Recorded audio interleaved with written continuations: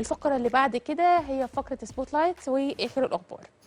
أول خبر معانا، ليفربول بيجهز عرض ضخم بقيمة 120 مليون يورو لضم رودريجو كبديل محتمل لمحمد صلاح.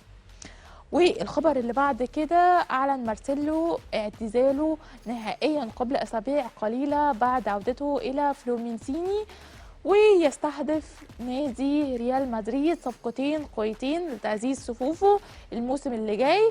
وبحسب الصحافة العالمية إن اللاعبين دول هيكونوا المدافع الأرجنتيني كريستيان.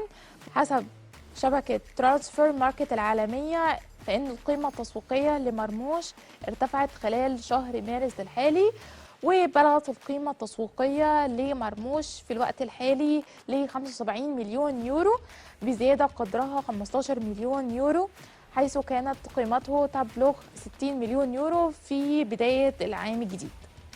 وده على الرغم من الموسم السيء اللي بيعيش فيه مانشستر سيتي دلوقتي.